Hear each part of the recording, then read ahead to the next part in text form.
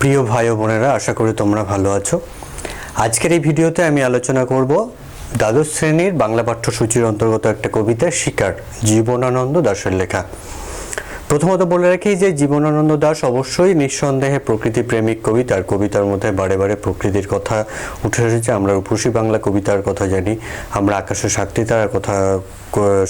সাতটি তারা এই কবিতাটার কথা জানি, কিন্তু পাশাপাশি যেটা হচ্ছে তার কাব্যের মূল বিষয় সেটা হলো পরাবাস্তবতা বা অত্যন্ত জীবনের অত্যন্ত বাস্তবতাকে কিন্তু তিনি তার কাব্যে তার কবিতার মধ্যে কিন্তু তুলে ধরেছেন। এবার এই শিকার কবিতাটার সম্পর্কে বলতে গেলে অবশ্যই বলতে হয় যে শিকার কবিতাটি কিন্তু একটা রূপক ও প্রতীক ধর্মী কবিতা। এই কবিতাটার মধ্যে রয়েছে রূপক এবং প্রতীক। এখানে হরিণটি কিন্তু মানব সমাজের তথাকথিতভাবে আমরা প্রতিনিয়ত একে অপরের যেভাবে শিকার হই, সেই শিকারের প্রতীকই কিন্তু হরিণ। হরিণটির রূপকে কিন্তু জীবনানন্দ দাশ প্রতিনিয়ত সমাজে একে অপরের শিকারে যে পরিণত হচ্ছে, আমরা একে অপরের শিকারে যে পরিণত হচ্ছি, সেই বিষয়টাই কিন্তু হরিণের রূপকে তুলে ধরেছেন। পাশাপাশি এই কবিতাটার মধ্যে যেটা রয়েছে মানব সভ্যতার যাকে বলে তীব্র লালসা এবং বাসনা, সেই লালসার কারণেই কিন্তু হরিণটি চিতাবাঘিনীর হাত থেকে নিজেকে বাঁচাতে পারলেও মানুষের তথাকথিতভাবে সভ্য সমাজের মানুষের লালসার হাত থেকে কিন্তু নিজেকে বাঁচাতে পারেনি, তাকে কিন্তু পরিণত হতে হয়েছে শিকারে। এবার এই কবিতাটাই দুটো যেটা বিষয় রয়েছে সেটা হচ্ছে ভোরের প্রসঙ্গ রয়েছে, দুটো ভোরের প্রসঙ্গ। একটা ভোরের প্রসঙ্গতে রয়েছে প্রকৃতির বর্ণনা এবং সেই প্রকৃতির প্রেক্ষাপটে মানুষ কিভাবে নিজেকে বাঁচানোর জন্য লড়াই করছে, তারা কিভাবে বন থেকে বিভিন্ন পাতা টাতা সংগ্রহ করে আগুন জ্বালিয়ে নিজেদেরকে উষ্ণ রাখার চেষ্টা করছে শীতের হাত থেকে বাঁচানোর জন্য। দ্বিতীয় ভোরে রয়েছে এই হরিণটি কিন্তু সারা রাত ধরে চিতাবাঘিনীর হাত থেকে নিজেকে বাঁচানোর পর সে যখন নদীর তীক্ষ্ণ শীতল ঢেউয়ে নেমেছে নিজের শরীরটাকে একটা আবেগ দেওয়ার জন্য এবং নিজেকে মনে করেছে যে সে এখন সেফ বা নিরাপদ, তখনই কিন্তু তাকে সভ্য সমাজের লালসার শিকার হতে হয়েছে। পাশাপাশি এই কবিতাটিতে রয়েছে আরও দুটো পয়েন্ট, আরেকটা পয়েন্ট যেটা হচ্ছে আগুন জ্বলার প্রসঙ্গ। আগুন জ্বলার প্রসঙ্গ রয়েছে দুইবার। প্রথম আগুন জ্বলার প্রসঙ্গতে কবি ব্যবহার করেছেন যে দেশওয়ালিরা আগুন জ্বেলেছে নিজেদেরকে প্রচণ্ড শীতের হাত থেকে বাঁচানোর জন্য। অন্যদিকে কিন্তু আবার দ্বিতীয় আগুন জ্বলার প্রসঙ্গ আছে যে আগুন জ্বলল, আবার সে আগুনটা কেন জ্বলল না হরিণের মাংস তৈরি করার জন্য। যেই হরিণটি তথাকথিতভাবে সভ্য শিক্ষিত সমাজের লালসার শিকার হয়েছে, সেই হরিণটির মাংস তৈরি করার জন্য কিন্তু আগুন জ্বলেছে দ্বিতীয়বার। তাহলে এই কবিতাতে কিন্তু এই দুটো প্রসঙ্গ এখানে রয়েছে। পাশাপাশি বলে রাখি যে জীবনানন্দের যেটা বৈশিষ্ট্য, তার কবিসুলভ বৈশিষ্ট্য, তিনি অনেক কিছু ইঙ্গিতের মাধ্যমে বোঝান, পুরোপুরি পরিষ্কার করে বলে দেন না, সেটাকে বুঝে নিতে হয়। এখানে একটা অদ্ভুত শব্দের প্রসঙ্গ আছে, সেই শব্দটা কিন্তু অবশ্যই আমাদের কারোরই বুঝতে অসুবিধা হয় না যে অদ্ভুত শব্দটা হলো গুলির শব্দ। এবার আমি মূল কবিতাতে প্রবেশ করছি। আচ্ছা, বলে রাখি যে শিকার কবিতাটা কিন্তু মহাপৃথিবী কাব্য গ্রন্থ থেকে নেওয়া হয়েছে। এইবার দেখি মূল কবিতাটাতে আমি প্রবেশ করছি। ভোর, আকাশের রং ঘাস ফড়িংয়ের দেহের মতো কোমল নীল। জীবনানন্দের কবি প্রকৃতির বিশেষ বৈশিষ্ট্য যে তিনি অসাধারণ চিত্রকল্পগুলো ব্যবহার করতেন, যে কারণে রবীন্দ্রনাথ পর্যন্ত তাকে বলেছেন, তার কবিতাকে বলেছেন যে চিত্ররূপময়। তো আকাশের রং ঘাস ফড়িংয়ের দেহের মতো কোমল নীল। আকাশের রংটাকে তিনি কোন নীলের সঙ্গে তুলনা করেছেন না ঘাস ফড়িংয়ের শরীরের মধ্যে যে হালকা নীলের একটা আভা থাকে, সেই হালকা নীলের সঙ্গে তিনি তুলনা করলেন।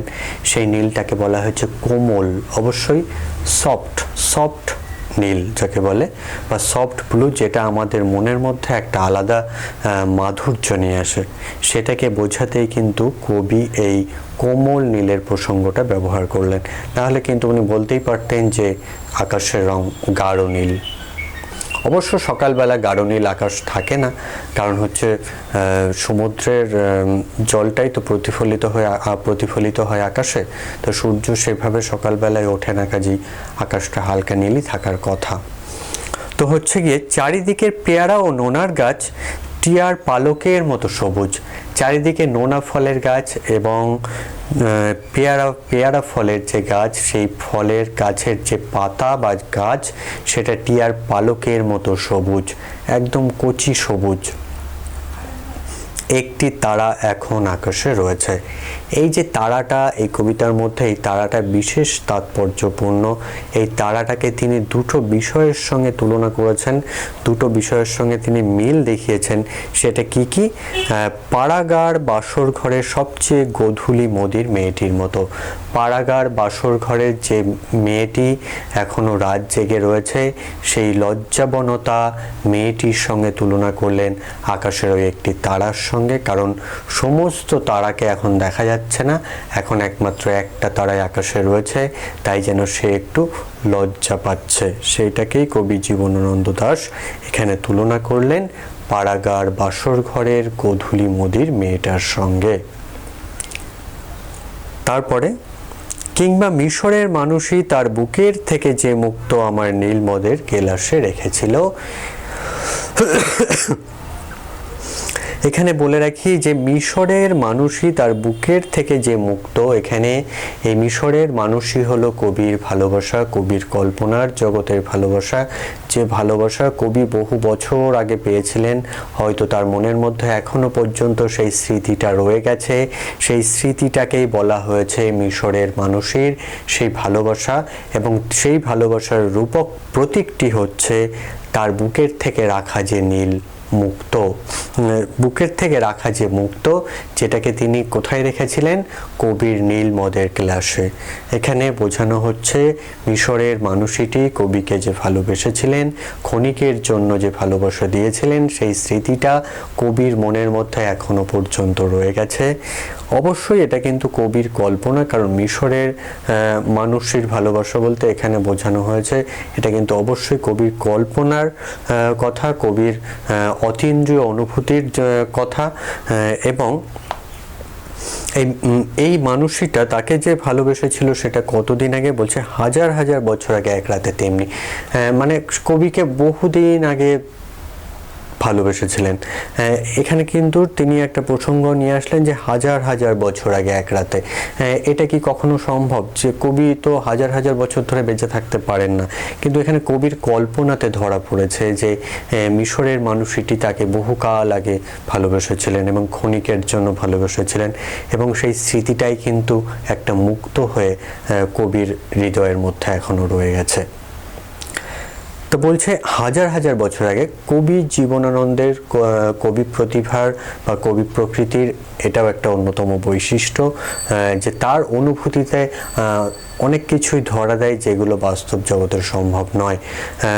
যেমন ধরো, তিনি একটা কবিতায় বলেছেন যে হাজার বছর ধরে পথ হাঁটিতেছি আমি পৃথিবীর বুকে। তিনি কি সত্যিই হাজার বছর ধরে পৃথিবীর বুকে পথ হাঁটছেন? কি করে সম্ভব এটা? এখানেও কিন্তু হাজার হাজার বছর আগে মিশরের মানুষটি তারা কবিকে ভালোবেসেছিলেন, সেই ভালোবাসা কিন্তু কবির মনের মধ্যে এখনো রয়ে গেছে। এটা কিভাবে সম্ভব? এটা একমাত্র সম্ভব কবির অনুভূতিতে। তারপর দেখো পরের লাইনে কি বলছে, তেমনি একটি তারা আকাশে জ্বলছে এখনো। তাহলে ওই আকাশে যে তারাটা জ্বলছে তার সঙ্গে তিনি তুলনা করলেন একদিকে মিশরের মানুষের ভালোবাসা, অন্যদিকে পাড়াগার বাসর ঘরের সেই গোধূলি মোদির মেয়েটির মতো। মানে দুটো বিষয়কে তিনি কিন্তু তুলনা করলেন আকাশে জেগে থাকা তারাটির সঙ্গে, যে তারাটি এখনো পর্যন্ত আকাশে রয়েছে। এইবার পরের প্যারাতে কি বলছে, হিমের রাতে শরীর রাখবার জন্য দেশওয়ালিরা সারা রাত মাঠে আগুন জ্বেলেছে। হিমের রাতে মানে শীতের রাত্রে শরীরটাকে মানে গরম রাখবার জন্য দেশওয়ালিরা মানে যারা আদিবাসী, যারা বনে টনে বসবাস করে, সেই দেশওয়ালিরা তারা কি করেছে, সারা রাত মাঠে আগুন জ্বেলেছে। সারা রাত মাঠে আগুন জ্বালার কারণটা কি? কারণ হচ্ছে বেঁচে থাকার তাগিদে তারা কিন্তু এই আগুনটা জ্বালিয়েছে। তাদেরকে বাঁচতে হবে, শীতের হাত থেকে বাঁচতে হবে, নিজেদেরকে রক্ষা করতে হবে। এবার এই যে আগুন জ্বলার প্রসঙ্গটা আমি বলেছি যে আরেকবার কিন্তু এই কবিতাতে আছে, কিন্তু সেটা কিন্তু কাউকে বাঁচানোর জন্য নয়, কাউকে মারার জন্য, সেটা পরে আসছি। তো হচ্ছে গিয়ে সারা রাত তারা মাঠে আগুন জ্বেলেছে। আগুনটা কেমন না, মোরগ ফুলের মতো লাল আগুন। সেই আগুনটা কতটা লাল সেটাকে তুলনা করা হয়েছে মোরগ ফুলের সঙ্গে। এটা কবি জীবনানন্দের বৈশিষ্ট্য, তিনি একটা জিনিসের সঙ্গে আর একটা জিনিসের সাদৃশ্য সবসময় দেখিয়ে দেন। শুকনো অশ্বত্থ পাতা দুমড়ে এখনো আগুন জ্বলছে তাদের। শুকনো অশ্বত্থ পাতা দুমড়ে মুছতে তারা এখনো সমিধ হিসাবে ওই আগুনের মধ্যে যোগান দিয়ে যাচ্ছে। কারণটা কি? কারণ হচ্ছে আগুনটির প্রয়োজন কিন্তু তাদের এখনো ফুরিয়ে যায়নি, আগুনটি কিন্তু তাদের এখনো দরকার। এখনো কিন্তু সূর্য ওঠেনি, সূর্য কিন্তু পর্যাপ্ত পরিমাণে উত্তাপ তাদেরকে এখনই দিতে পারবে না, কাজেই কিন্তু তাদের এখনো প্রয়োজন ওই আগুনটার, তাই তারা সেই আগুনে সমিধ সরবরাহ করছে। সূর্যের আলোয় তার রং কুমকুমের মতো নেই আর, হয়ে গেছে রোগা শালিকের হৃদয়ের বিবর্ণ ইচ্ছার মতো। এবার কবি চলে এলেন অন্য একটি বর্ণনাতে। এবার সূর্য উঠে গেছে, এবার কিন্তু সেই আগুনের রংটা আর কুমকুমের মতো নেই। কুমকুম হচ্ছে এক ধরনের যাকে বলে প্রসাধনী সামগ্রী, টিপ বলা যেতে পারে, মেয়েরা টিপ হিসাবে পড়ে, তো সেটাকেই কুমকুম বলা হয়। তো সেই লাল কুমকুমের মতো আর নেই আগুনটা। এর আগে যেটাকে তিনি বর্ণনা করলেন যে মোরগ ফুলের মতো লাল আগুন, সেই ধরনের লাল কিন্তু এখন আর নেই। এখন হয়ে গেছে কিসের মতো? হয়ে গেছে রোগা শালিকের হৃদয়ের বিবর্ণ ইচ্ছার মতো। লাইনটা খুবই গুরুত্বপূর্ণ, তোমরা ভালো করে লক্ষ্য করো। রোগা শালিকের হৃদয়ের বিবর্ণ ইচ্ছা বলতে কি বোঝানো হয়েছে? কোনো পাখি, এখানে অবশ্যই শালিক পাখির কথা বলা হয়েছে। ধরো একটা শালিক পাখি যখন মৃত্যুর মুখোমুখি হয় বা তার কিছুদিনের মধ্যে মৃত্যু হবে বা কিছুক্ষণের মধ্যে মৃত্যু হবে, তখন তো তার হৃদয়টা তো আর সেরকম রঙিন স্বপ্ন দেখতে পারে না, হৃদয়টা তো আর সেই ওই রঙিন আকাশের বুকে উড়ে যেতে পারে না, বা ইচ্ছাটাও আর থাকে না। তখন তার হৃদয়ের ইচ্ছাগুলো বিবর্ণ হয়ে যায়, ফ্যাকাশে হয়ে যায়, মানে আর কোনো রকম মানে দিনগুলোকে কাটিয়ে মরে যেতে পারলেই যেন বাঁচে, সেই ধরনের। সেই কারণে এই রোগা শালিক তাকে বলা হলো, এবং তার হৃদয়ের বিবর্ণ ইচ্ছাগুলোকে বলা হলো যে তার ইচ্ছাগুলো এখন ফ্যাকাশে হয়ে গেছে, আর রঙিন নেই, কারণ তার তো মৃত্যুর সময় হয়ে গেছে, মৃত্যুর মুখোমুখি সে চলে এসছে। তাই তার মধ্যে আর সেই আকাশের রং বা রামধনুর রং বা গাছপালা তার মধ্যে কিন্তু বিশেষ কোনো ভাব জাগায় না। সে কিন্তু আর আনন্দে কিন্তু আকাশের বুকে উড়ে বেড়াতে চায় না এখন আর। তাই রোগা শালিক, রোগা মানে পাখি হচ্ছে গিয়ে মৃত্যুর মুখোমুখি হলে পালক টালক অনেক সময় পড়ে যায়, এবং এই বিষয়টাকেই তিনি রোগা শালিকের সঙ্গে তুলনা করলেন। কারণ হচ্ছে যে পাখিটা মরতে বসেছে বা হয়তো কিছু সময় বা কিছু দিনের মধ্যে মারা যাবে, সেই পাখিটার মধ্যে তো আর কোনো স্বপ্ন থাকে না, কোনো আশা থাকে না। ওই কারণে তার আশাগুলোকে বলা হয়েছে বিবর্ণ বা ফ্যাকাশে। লাইনটা বোঝা গেল। সকালের আলোয় টলমল শিশিরে চারিদিকের বন ও আকাশ ময়ূরের সবুজ নীল টানার মতো ঝিলমিল করছে। এই যে সূর্য উঠে গেছে, সূর্যের আলোয় চারিদিকের সমস্ত বন এবং আকাশ কিসের মতো? ময়ূরের সবুজ নীল টানার মতো ঝিলমিল করছে। ময়ূরের টানাতে সবুজ রঙও থাকে, নীল রঙও থাকে, তোমরা দেখে থাকবে যে কি অসাধারণ চকচক করে। কিন্তু এই বর্ণনাটাই, এই উপমাটাকেই তিনি ব্যবহার করলেন প্রকৃতির বর্ণনার ক্ষেত্রে, যে হচ্ছে গিয়ে আকাশ, চারিদিকের বন এবং আকাশ, বন হচ্ছে ময়ূরের সবুজ ডানার মতো, আর আকাশও ময়ূরের নীল ডানার যে নীল অংশের মতো ঝিলমিল করছে। এইবার কবিতাটার দ্বিতীয় একটা পর্যায়ে, সম্পূর্ণ একদম টার্নিং পয়েন্ট বলা যেতে পারে। এই যে ভোর দিয়ে কবিতাটা শুরু হয়েছিল, একটা ভোর দিয়ে শুরু হয়েছিল কবিতাটা এই ভোরের মধ্যে রয়েছে প্রকৃতির বর্ণনা, মানুষ কিভাবে বেঁচে থাকার জন্য লড়াই করে সেই বর্ণনা। এইবার এই ভোরেই কিন্তু আরও কিছু ঘটে থাকে যেটা আমরা ভাবতেও পারি না, সেই বর্ণনাটাই কিন্তু এখানে দিয়েছেন কবি। সেটা কি দেখা যাক। সারা রাত চিতাবাঘিনীর হাত থেকে নিজেকে বাঁচিয়ে বাঁচিয়ে নক্ষত্রহীন মেহগিনীর মতো অন্ধকারে, সারা রাত চিতাবাঘিনীর হাত থেকে এই ভোরেই কিন্তু তাকে এই ভোরের জন্য কিন্তু তাকে অপেক্ষা করতে হয়েছে। সারা রাত ধরে যে দেশওয়ালিরা নিজেকে বাঁচানোর জন্য আগুন জ্বালিয়েছে, সেই সারা রাতই কিন্তু হরিণটিকেও কিন্তু নিজেকে বাঁচানোর জন্য, চিতাবাঘিনীর হাত থেকে বাঁচানোর জন্য নিজেকেও লড়াই করতে হয়েছে। না কোথায়, তাকে বাঁচিয়ে রাখতে হয়েছে, নিজেকে বাঁচিয়ে চলতে হয়েছে নক্ষত্রহীন মেহগিনীর মতো অন্ধকারে। নক্ষত্রহীন কেন বলা হলো?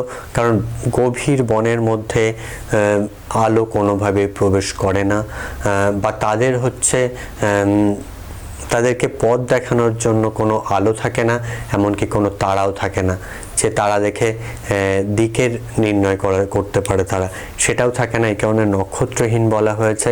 মানে পুরোটাই অন্ধকার, এবং অন্ধকারটা প্রচণ্ড অন্ধকার। সেটা কিসের মতো? মেহগনির মতো অন্ধকারে সুন্দরীর বন থেকে অর্জুনের বনে ঘুরে ঘুরে।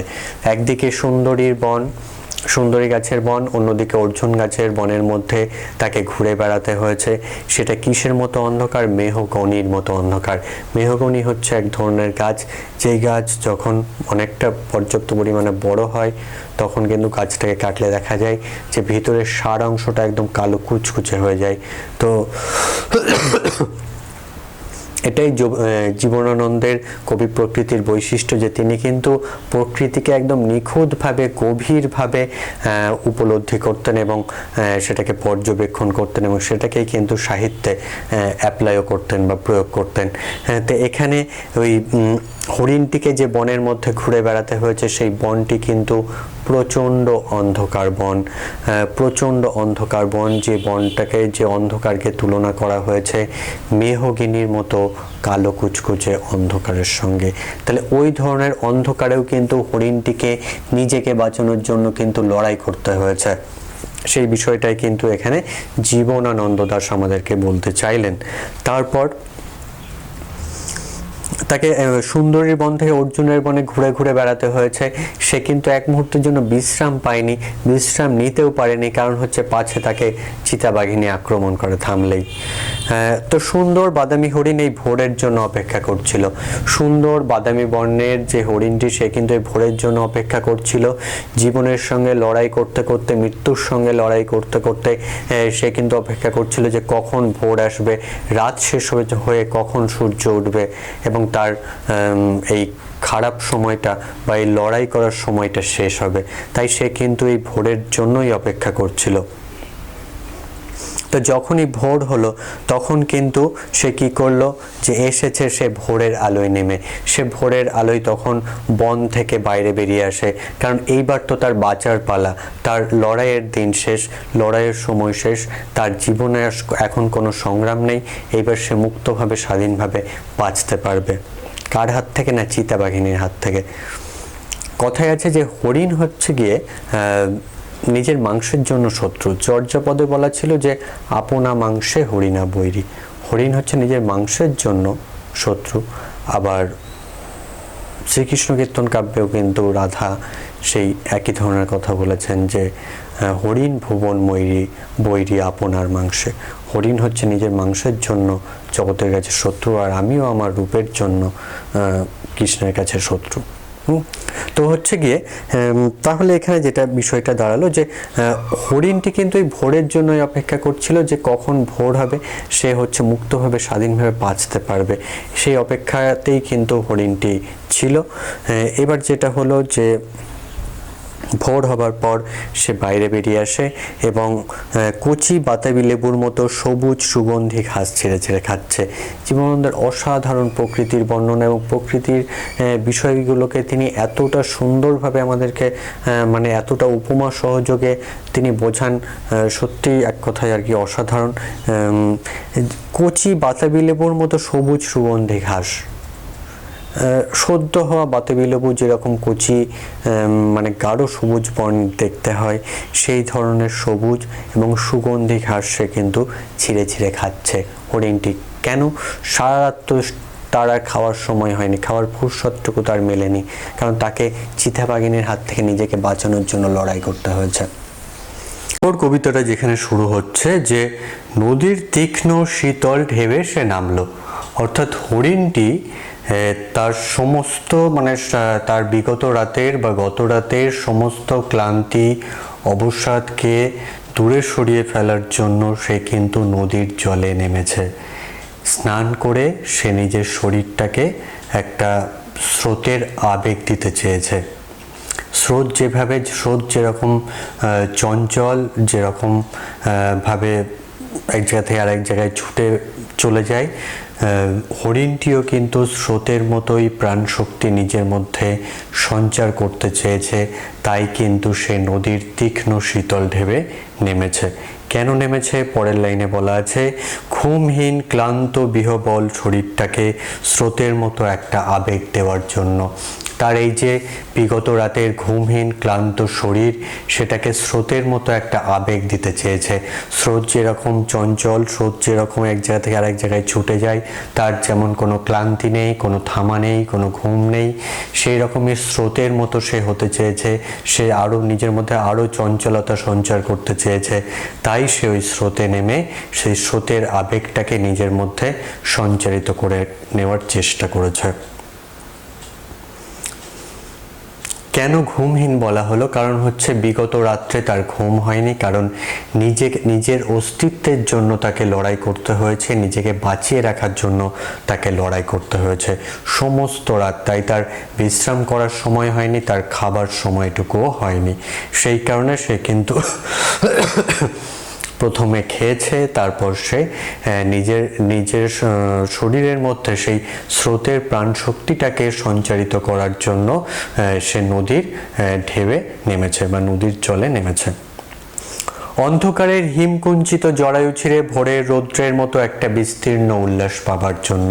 এখানে একটা সুন্দর বর্ণনা জীবনানন্দ দাশ দিলেন, যেটা হচ্ছে কোনো শিশু যেমনভাবে মাতৃগর্ভ থেকে যেমনভাবে ভূমিষ্ঠ হয়, তার মায়ের জরায়ু থেকে যেভাবে বেরিয়ে আসার পর যেমন প্রথম পৃথিবীর আলো দেখে, এরকমভাবে হরিণটিও কিন্তু সেই উপমাটাই কিন্তু জীবনানন্দ ব্যবহার করলেন, যে হরিণটিও কিন্তু সেই হিমকুঞ্চিত অন্ধকার জরায়ু ছিঁড়ে এই দিনের আলোতে নেমে এসেছে।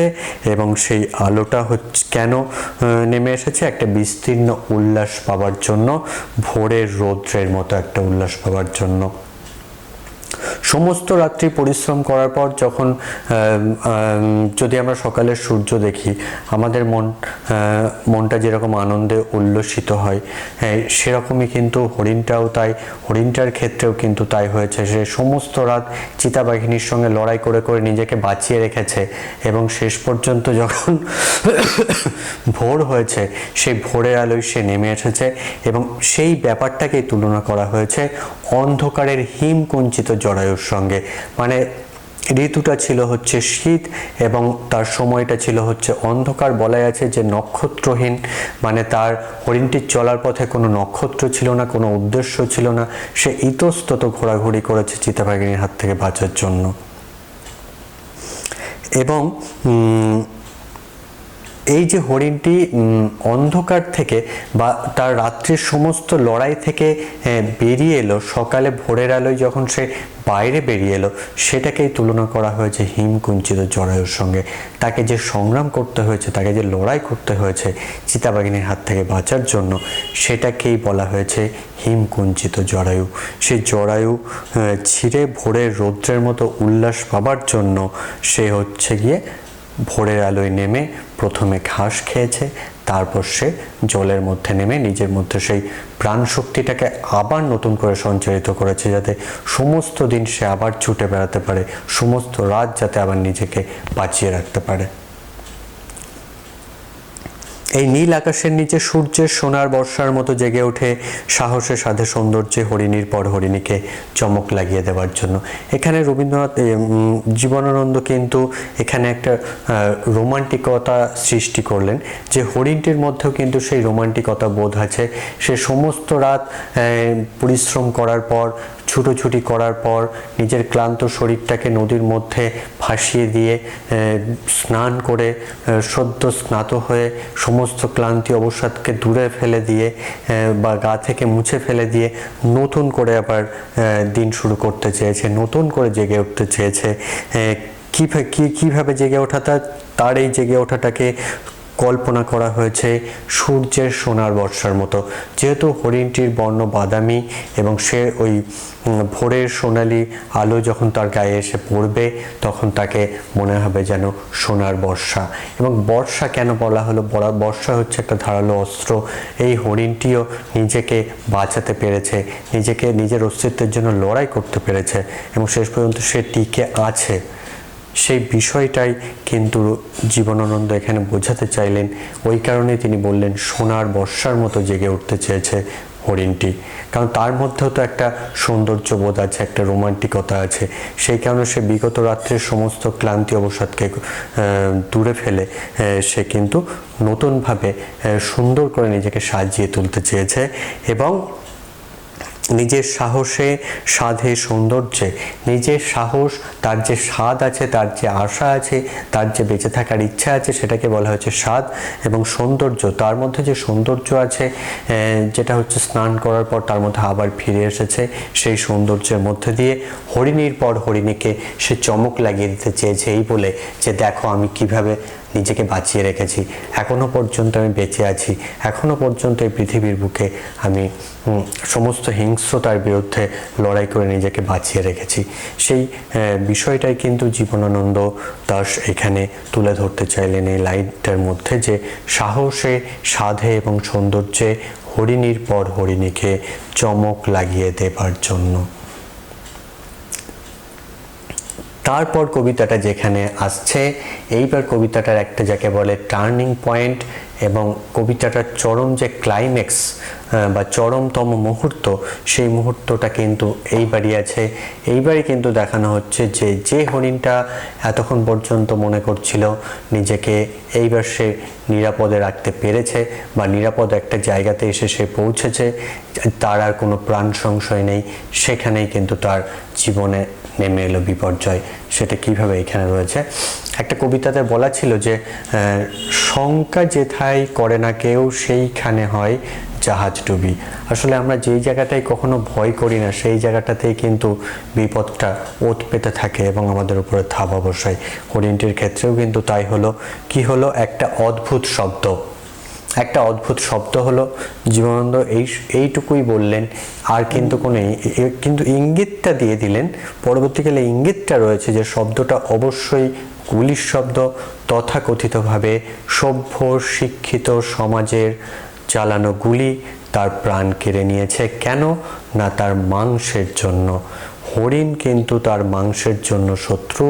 চর্যাপদে বলা ছিল যে আপনা মাংসে হরিণা বৈরী।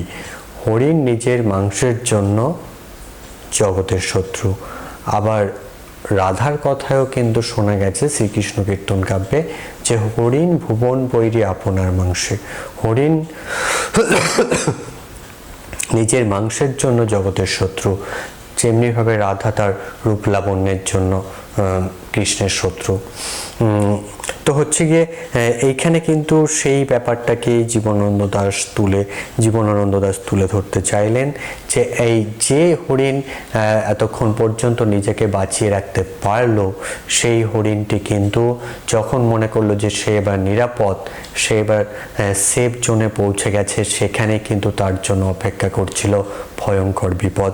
তাই কি হলো? একটা অদ্ভুত শব্দ হলো, নদীর জল মচকা ফুলের পাপড়ির মতো লাল হয়ে গেল, আগুন জ্বলল আবার।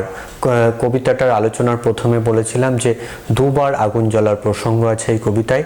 প্রথম আগুন জ্বলাটা কিন্তু মানুষ নিজেকে বাঁচানোর জন্য আগুন জ্বালিয়েছে, নিজেদের শরীরকে উষ্ণ রাখার জন্য, শীতের হাত থেকে বাঁচানোর জন্য আগুন জ্বালিয়েছে।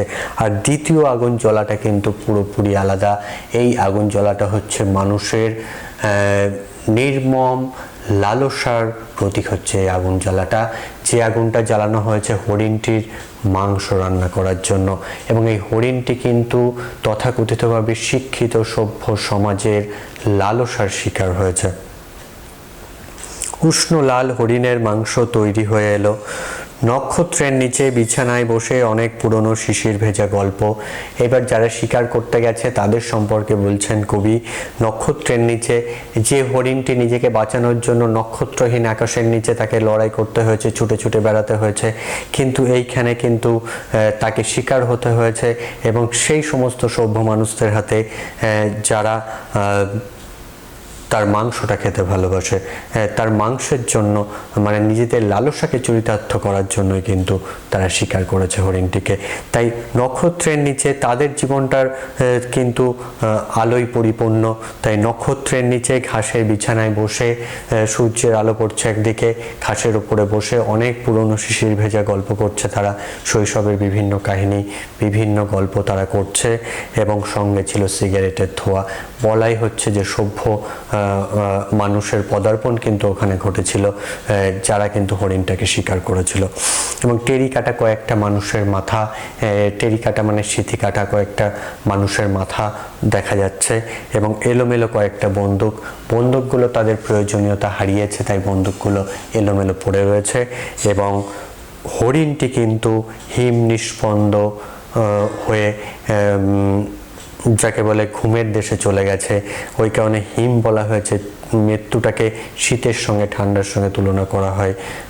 যতক্ষণ পর্যন্ত শরীর উষ্ণ থাকে ততক্ষণ পর্যন্ত বাঁচার আশা থাকে এবং হিম নিষ্পন্দ নিরপরাধ ঘুম। হরিণটি শীতল হয়ে গেছে এবং তার কোনো অপরাধ ছিল না এবং তাকে কিন্তু ঘুমের দেশে চলে যেতে হয়েছে। হরিণটির কোনো অপরাধ না থাকা সত্ত্বেও কিন্তু তাকে সভ্য সমাজের লালসার শিকার হতে হয়েছে। এই কারণে কবিতাটার নামকরণটা কিন্তু করা হয়েছে শিকার। ঠিক আছে, এখানে দেখানো হয়েছে হরিণটি কিভাবে সভ্য সমাজের তথাকথিতভাবে শিক্ষিত সমাজের শিক্ষিত মানুষের হাতে কিভাবে লালসার শিকার হলো এবং নিজের প্রাণটাকে পর্যন্ত দিতে হলো। এবং পাশাপাশি এই হরিণটির রূপকে কিন্তু দেখানো হয়েছে যে শ্রমজীবী মানুষেরা কিভাবে ধনতন্ত্রের হাতে শিকার হয় বা শ্রমিক শ্রেণীরা কিভাবে পুঁজিপতি শ্রেণীর হাতে শিকার হয়। প্রত্যেকেরই জীবন যন্ত্রণা কিন্তু এখানে হরিণটির রূপকে উঠে এসেছে, যে আমরা প্রত্যেকেই কিন্তু প্রতিনিয়ত একে অপরের শিকার হচ্ছি। সেই বিষয়টাই কিন্তু হরিণের রূপকে কবি জীবনানন্দ দাশ এখানে তুলে ধরলেন। এবং কবিতাটি অবশ্যই নামকরণের ক্ষেত্রে কিন্তু তিনি অবশ্যই এটা প্রতীকী ধর্মী নামকরণ করেছেন, ব্যঞ্জনা ধর্মী নামকরণ করেছেন। কবিতাটার মধ্যে ব্যঞ্জনা রয়েছে, গভীর ব্যঞ্জনা রয়েছে যে হরিণটি কিভাবে নিজেকে চিতাবাঘিনীর হাত থেকে বাঁচাতে পারলেও সভ্য শিক্ষিত মানুষের হাত থেকে বাঁচাতে পারেনি, তারই কিন্তু লালসার শিকার তাকে হতে হয়েছে। সেই নির্মমতাকে, সেই মানুষের সেই নির্মম লালসাকে প্রকাশ করেছে কিন্তু এই নামকরণটি। শিকার কিন্তু সে কোনো জানোয়ারের হাতে কিন্তু হয়নি, সে কিন্তু হয়েছে সভ্য শিক্ষিত মানুষের হাতে। কাজে কবিতাটির নামকরণ কিন্তু বিশেষ ইঙ্গিতপূর্ণ এবং তাৎপর্যপূর্ণ। আর কবিতাটির আলোচনা মোটামুটিভাবে এখানেই শেষ। কবিতাটার আলোচনা তোমাদের কার কেমন লাগলো আমাকে কিন্তু অবশ্যই কমেন্ট বক্সে জানাবে। সবাই খুব ভালো থাকবে। ধন্যবাদ।